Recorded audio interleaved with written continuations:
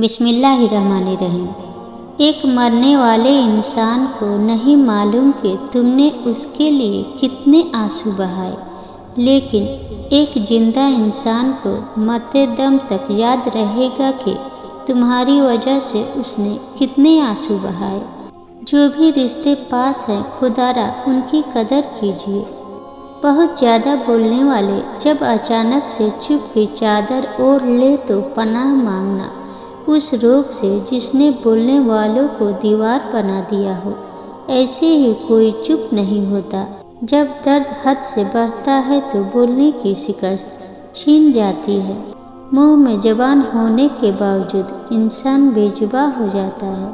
گلے شکوے زندگی سے سکون ختم کر دیتے ہیں۔ جو گزر گیا اسے بھول جائیے، جس نے دکھ دیا اسے معاف کر دیں، جس کو معاف نہیں کر پا رہے اس کا معاملہ اللہ پر چھوڑ دے۔ یقین مانے آپ پر سکون ہو جائے گی۔ برداشت کی صلاحیت خوش نصیبوں کو ہی ملتی ہے۔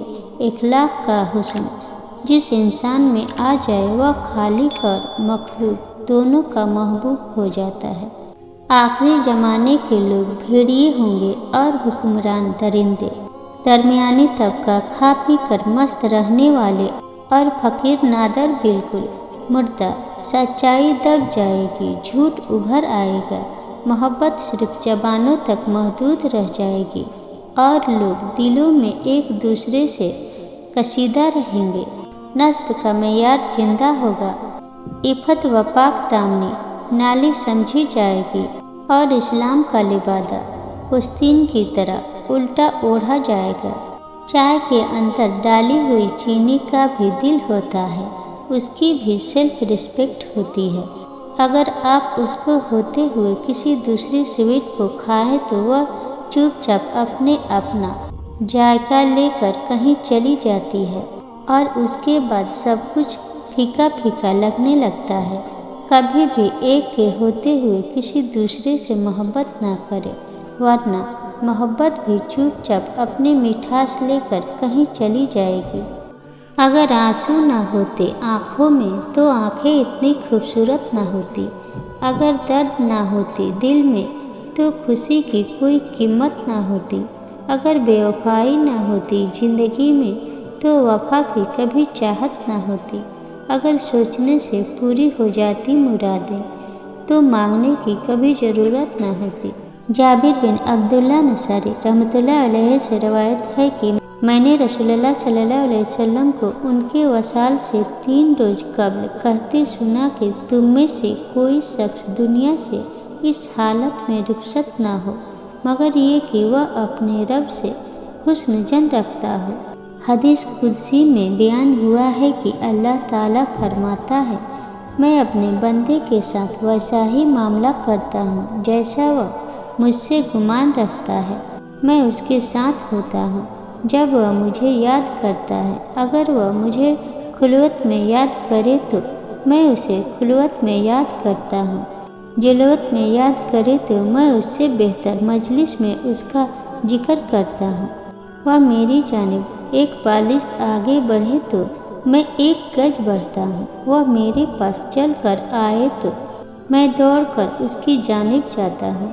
حضرت ابو ہریرہ رضی اللہ عنہ سے روایت ہے، رسول اللہ صلی اللہ علیہ وسلم نے فرمایا، جس آدمی پر بھی اپنے بھائی دوسرے مسلمان کا اس کی عزت و آبرو سے متعلق یا کسی اور چیز سے متعلق کوئی حق ہو، یعنی اس کی بے عزتی کر کے یا کوئی اور زیادتی کر کے اس پر ظلم کیا ہو، اس کو چاہیے کہ آج ہی دنیا میں اس کا ازالہ کر کے حق ادا کر دے، قبل اس کے کہ وہ دن آ جائے جس میں ازالہ کے لیے کسی کے پاس دینار و درہم نہیں ہوں گے اور ازالے کے لیے اس کی نیکیاں لے کر مظلوم کو دے دی جائے گی۔ اگر اس کی نیکیاں نہیں ہوگی تو حقدار کی برائیاں لے کر اس پر لاد دی جائے گی۔ حضرت عبداللہ بن عمر بن عاص رضی اللہ عنہ سے روایت ہے کہ نبی کریم صلی اللہ علیہ وسلم نے فرمایا، مسلمان وہ ہے جس کی زبان اور ہاتھ سے دوسرے مسلمان محفوظ رہے اور مہاجر وہ ہے جو اللہ کی منع کی ہوئی چیزوں کو چھوڑ دے۔ بچے کی تعلیم کے 9 اصول۔ پہلا، بچہ فطرتاً نیک ہوتا ہے، سماج میں رہ کر اچھا یا برا بنتا ہے۔ دوسرا، بچے کو بچہ سمجھ کر تعلیم دینی چاہیے۔ تیسرا، استاد یا اتالی کو بچے کی فطرت کا مطالعہ کرنا چاہیے۔ چوتھا، استاد صرف اسی کو بننا چاہیے جس کے دل میں بچے کی محبت اور معلمی کے پیشے کی عزت ہو۔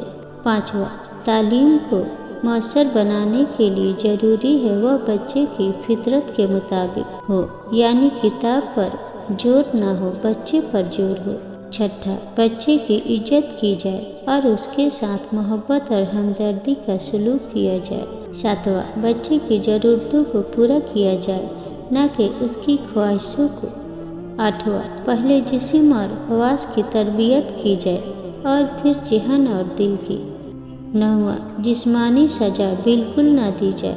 اگر یہ ویڈیو آپ کو پسند آئی ہو تو ویڈیو کو لائک اور چینل کو سبسکرائب کرنا نہ بھولیں۔